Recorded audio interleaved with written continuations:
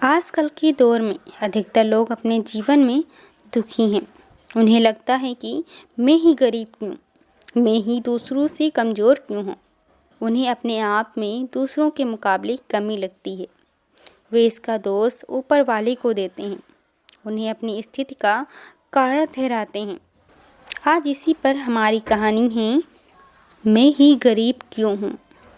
बहुत समय पहले की बात थी। एक गांव में धर्म उपदेश देने के लिए लगे हुए शिविर में भगवान गौतम बुद्ध पहुँचे।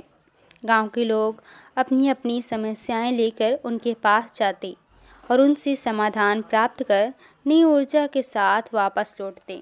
गांव के बाहर एक गरीब राह में बैठा बुद्ध के पास आते जाते लोगों को निहारता रहता। उसने क्या देखा?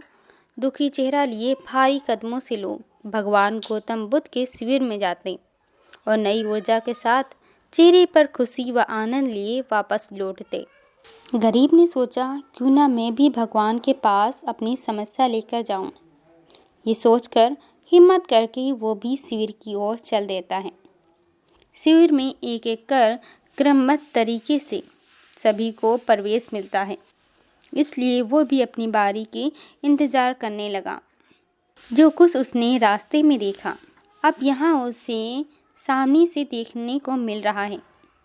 लोग एक एक कर अपनी समस्याएं बता रहे थे। भगवान गौतम बुद्ध चुपचाप शांति से सबकी समस्या सुनते और जवाब देते। उसकी भी बारी आई। उसने भगवान गौतम बुद्ध को प्रणाम किया और बोला, भगवान, मैं ही गरीब क्यों। भगवान गौतम बुद्ध मुस्कुराए और बोले, तुमने कभी किसी को दिया ही नहीं, इसलिए गरीब हो।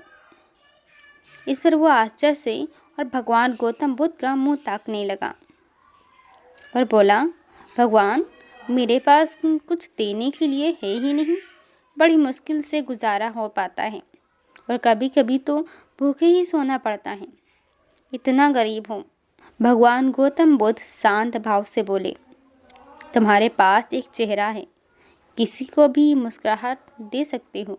तुम्हारे पास मुंह है, किसी को भी प्रशंसा भरे कुछ शब्द दे सकते हो। जो हाथ तुम्हारे पास हैं, किसी की भी मदद कर सकते हो। दरअसल जिसके पास में ये 3 चीज़ें हैं, वो भला कैसे गरीब हो सकता है। गरीबी का भाव मन में होता है। मन से ये भ्रम निकाल दो। लोगों को देते जाओ, गरीबी अपने आप ही दूर हो जाएगी। ये बातें सुनकर उस गरीब का चेहरा दमक उठा। अब उसके मन से गरीबी का भाव दूर हो गया है। मंदिर में भी लोग जाते हैं तो कुछ न कुछ मांगते रहते हैं और जीवन भर घुट घुट कर रो रो कर समय बिता देते हैं। वे ईश्वर की कृपाओं को कभी कम समझे ही नहीं, जीवन की महत्ताओं को कभी जाना ही नहीं। इस पर कबीरदास जी ने बहुत बेहतरीन दोहे कहे हैं। सबके पल्ले लाल है सभी साहूकार, गांठ खोल परखा नहीं या विधि रहा कंगाल। यानी सभी के पास ज्ञान है, जो कि ईश्वर की अनमोल देन है, जिसे हम कभी जानने समझने की कोशिश ही नहीं की।